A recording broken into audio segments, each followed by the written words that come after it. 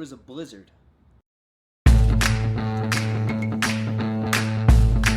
What's going on, everyone? It's Chris from 416 Coffee, and this is episode 9 of Coffee with Chris. And for this episode, I went to Instagram and I asked everyone who follows our page to submit questions that I'd answer on video. And so we got some responses, and we're going to answer them right now.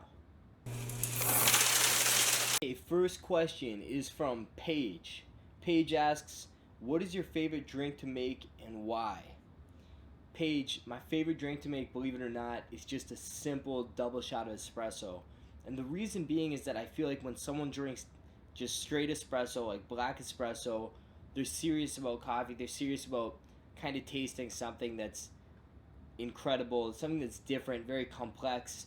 So I love making a double shot of espresso, and then I get to see the reaction consuming the whole beverage. When I make a latte, I might see a first sip, and hopefully, in most cases, they're very happy with it. But when I make an espresso, I get to see them consume the whole beverage, and I get immediate feedback on how they thought that shot of espresso was. So that's probably my favorite thing to make, and it's definitely my favorite thing to drink.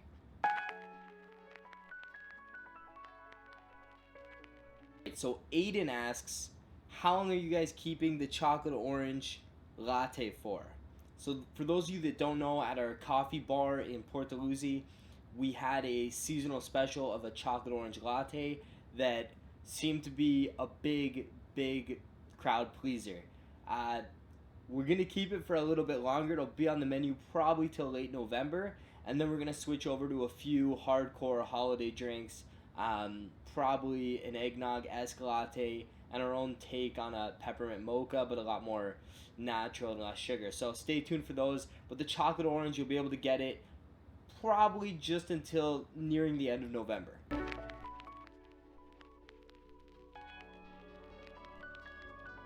Alright, our friend Ontario Librarian, who is one of our best customers, great person, she asks, she had two questions. First, what do you think of reusable cloth filters for pour over? Do they affect flavor? So the nice thing about the reusable cloth filter is obviously it's reusable, so it's very environmentally friendly, and it is pretty effective at getting all the sediment and kind of oil out of coffee the same way a thick paper filter would. Now, unfortunately, if these aren't cleaned properly, they can affect flavor, especially over time. So the wear of them, I haven't used one for a long period of time, but I imagine the wear to be not as good as maybe you'd like it to be. So you're going to experience deterioration, or you're going to see that the filter starts to affect the taste of the coffee as time goes on, as you keep using it. So I think they're great. I just think that you have to be careful with cleaning it properly, and then also with just changing them once they start affecting the flavor of the coffee.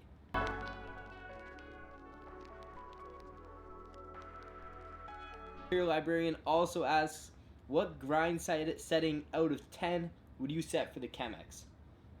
So on our Melconi grinder at the shop, the knob is a 1 to 10 dial, so that's great. So I would say probably a 3.5 to a 4. That's the range we usually play in for the natural fiber filter for the Chemex. We found that if you go like 3 dead on, which is technically espresso according to the Melconi general, the GH2's general settings, we find that that's a little too fine. It takes a little bit too long. You get a bit of an over extraction. And then we find anything coarser than a 4, it's brewing just a little bit too quickly. We want it to drip just a bit slower down. So we found that a 3.5 was perfect for us, and that'll depend also on how dark your coffee is roasted, what you're using, and the flow rate that you're pouring your kettle at. So play with it a bit, but I think 3.5 is a great place to start for any setup.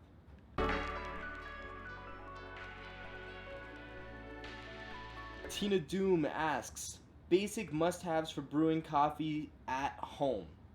Okay, Martina, first of all, Martina is a super talented artist, so you guys should all, her Instagram is just Martina Doom. You should all go check out her work because it's incredible. Martina, I would say the basics for brewing coffee at home, you need a scale, preferably with a timer.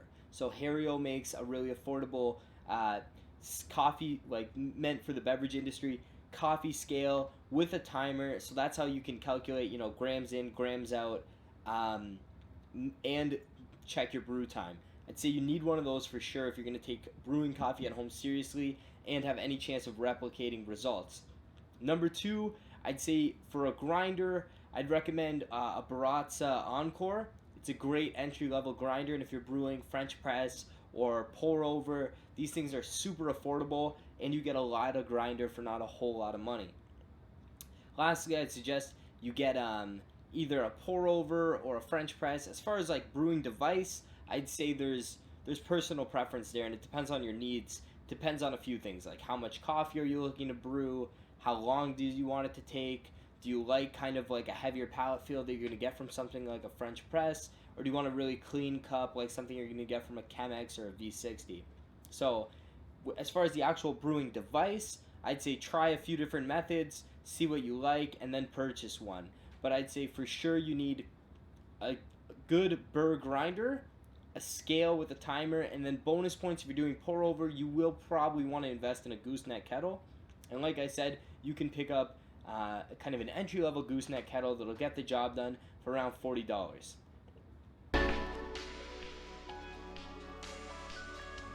So last question, Abdul asks, what grinder would you recommend for starters? And I kind of just answered this. The Baratza Encore for Chemex, pour over, French press, anything like that is a great entry level grinder. And the price point is very affordable, or relatively affordable.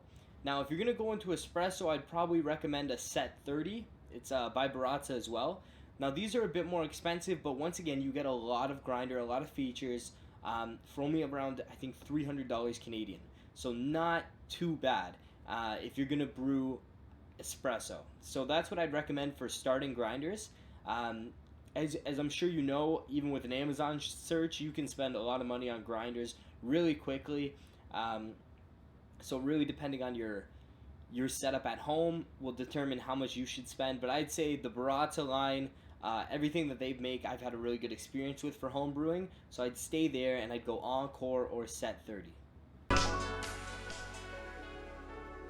There you have it. There's our first little Q&A session. I'm going to drop these on Instagram and on Facebook periodically in the future, every couple of episodes, just to answer some questions that people want to know the answer to. So thank you so much for watching. Thank you for everyone that submitted a question, and I'll see you next time.